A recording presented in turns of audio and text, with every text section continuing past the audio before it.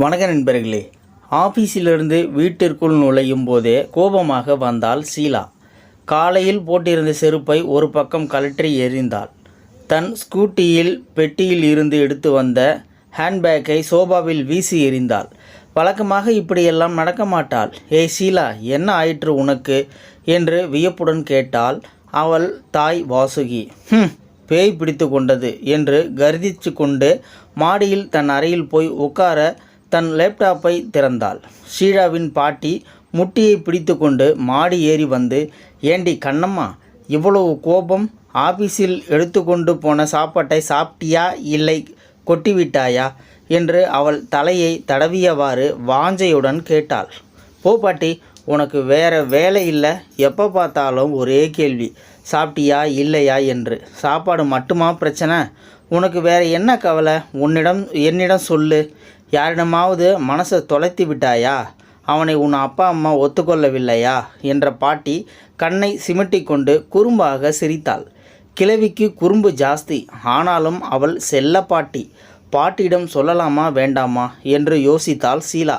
பாட்டி சில நேரங்களில் அவள் அனுபவத்தினால் நல்ல யோசனையாகவே சொல்லுவாள். ரொம்ப தயங்காத, விஷயத்தை சொல், என்னால் முடிந்தால் ஐடியா கொடுக்கின்றேன் என்றாள் பாட்டி.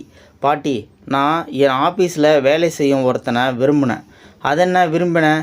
ஏன் இப்போ விருப்பம் மாறிவிட்டதா? ஆம், இப்போது விருப்பம் சந்தேகத்திற்கிடமாக இருக்கின்றது. ஏன் பாட்டி?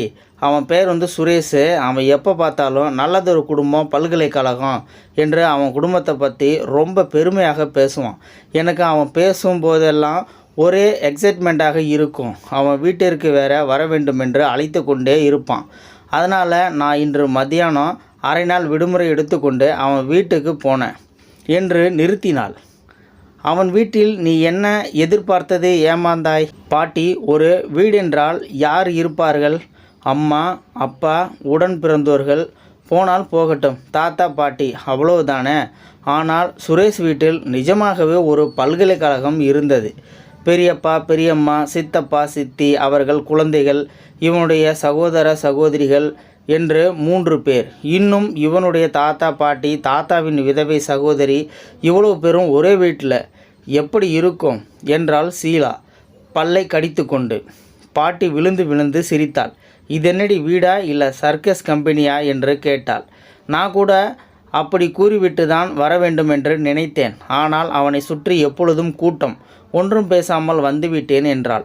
ஏண்டி ஷீலா, சுரேஷ் வீட்டுக்கு நீ போனது உன் அம்மா அப்பாவிற்கு தெரியுமா? நான் என்ன சின்ன பாப்பாவா? ஒவ்வொன்றிற்கும் அம்மா அப்பா கிட்ட அனுமதி கேட்டு செய்வதற்கு. உன் அம்மாவிற்கு சுரேஷ் தெரியுமா? ரொம்ப தெரியாது. அவன் இங்கே வரும்போது அம்மாவிற்கு அவனோடு பேசி பழக்கம். சரி, பையன் ரொம்ப நல்லவன், எந்த கெட்ட பழக்கமும் இல்லாதவன் என்று சொல்லியிருக்கின்றாய். அதனால் மட்டும் எதையும் ஆராய்ச்சி செய்யாமல் முடிவு செய்ய முடியாது. அவன் வீடு, குடும்பம் எல்லாவற்றையும் பார்க்க வேண்டும் அல்லவா?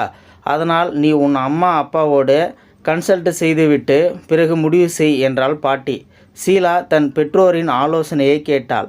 அவர்களோ, வாழப்போகிறவள் நீ, உன் விருப்பம்தான் எங்கள் விருப்பம் என்றனர்.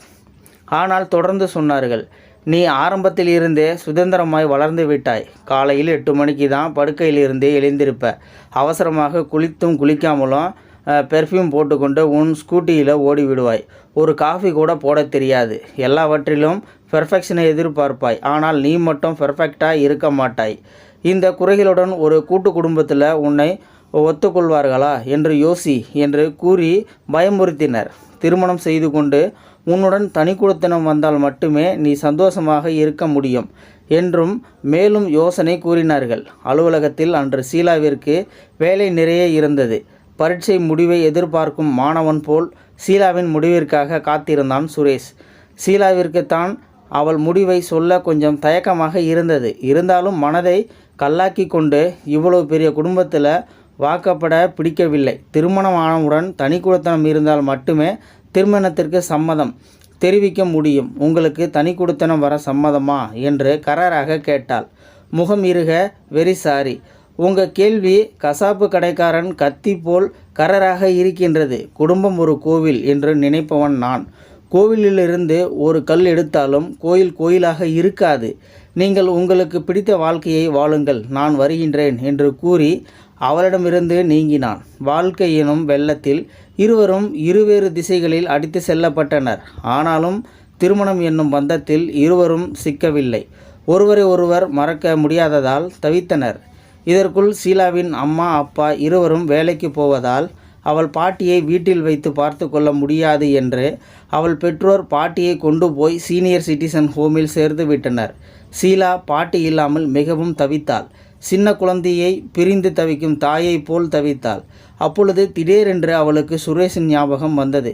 ஒரே ஒரு பாட்டியையே நாம் வீட்டில் வைத்து பார்த்து கொள்ள முடியவில்லையே.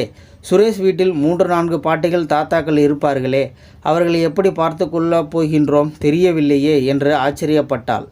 ஒரு நாள் ஷீலா தற்செயலாக சுரேஷ் வீட்டு பக்கம் போக நேர்ந்தது. சுரேஷ் லுங்கியை மடித்து கட்டிக்கொண்டு வெளியே நின்று சிகரெட்டை ஊதி கொண்டு இருந்தான். இவளை பார்த்தவுடன் சிகரெட்டை கீழே போட்டுவிட்டு லுங்கியை கீழே இறக்கினான். வீட்டிற்கு அழைத்தான். வீட்டுக்குள் போனபோது ஷீலா 3 தாத்தாக்களையும் 4 பாட்டிகளையும் பார்த்தாள். அப்பொழுது தான் ஷீலா தன் சந்தேகத்தை அவனிடம் கேட்டாள். ஒரே ஒரு பாட்டியை பார்த்து கொள்ள எங்களால் முடியாமல் நாங்கள் சீனியர் சிட்டிசன் ஹோமில் சேர்த்து விட்டோம். நீங்கள் எப்படி இத்தனை வயதானவர்களை பார்த்து கொள்கின்றீர்கள் என்று ஆச்சரியத்துடன் கேட்டாள் ஷீலா. எங்கள் வீட்டில் அவர்களுக்கென்று ஒரு வேலையாளை வைத்து விட்டோம். பழைய காலங்களில் அப்படித்தானே. வேண்டாத பொருள்களை பரன்மேல் போடுவது போல் யாரும் அவர்களை ஒதுக்காமல் மரியாதையோடு தான் பார்த்து கொள்வார்கள். வீட்டில் உள்ள மற்றவர்கள் குழந்தைகள் முதல் பெரியவர் வரை யார் வேண்டுமானாலும் போக வர அவர்களை பார்த்து கொள்வோம். சில சமயங்களில் அவர்களே ஒருவருக்கொருவர் பார்த்து கொள்வதோடு தேவைப்படும் பொழுது எங்களையும் பார்த்து கொள்வார்கள் என்று சொல்லி சிரித்தான். ஷீலா ஆச்சரியத்துடனும் வருத்தத்துடனும் தலை குனிந்தாள். ஏன் ஷீலா, திடீரென்று உங்கள் முகம் வாடிவிட்டது என்று கேட்டான் சுரேஷ். என் வாழ்க்கையை தொலைத்து விட்டேனே என்று பயம் வந்துவிட்டது. சுரேஷ், தனி குடித்தனம் தற்காலிக சந்தோஷம், கூட்டு குடும்பமே நிரந்தர பாதுகாப்பு என்று புரிந்து கொண்டேன். இந்த குடும்பம் என்ற கோயிலில் என்னையும் ஒரு செங்கலாக ஏற்றுக்கொள்வீர்களா என்றால் குரல் கம்க. உணர்ச்சி மிகுதியால் அவள் கண்களில் கண்ணீர் வழிந்தது. சுரேஷ் அவள் கண்ணீரை துடைத்தான். நீ இந்த வீட்டில் வாழ வந்தால் செங்கல்லாக மட்டுமல்ல, எங்கள் குலசாமியாக உன்னை ஏற்றுக்கொள்வோம் என்று சிரித்தான். இந்த வீடியோ பார்த்துக்கிட்டு இருக்கிற நண்பர்களே, இந்த வீடியோ பற்றின கருத்துக்களை கீழே இருக்கிற கமெண்ட் செக்ஷனில் மறக்காமல் சொல்லுங்கள். வீடியோ பிடிச்சிருந்தால் ஒரு லைக் பண்ணிக்கோங்க. இந்த வீடியோ முடிஞ்ச அளவுக்கு மற்றவங்களுக்கும் ஷேர் பண்ணுங்கள். அப்படியே நம்ம சேனலை சப்ஸ்கிரைப் பண்ணிக்கோங்க. மறக்காமல் பெல் சிம்பிளையும் கிளிக் பண்ணிக்கோங்க. நன்றி, வணக்கம்.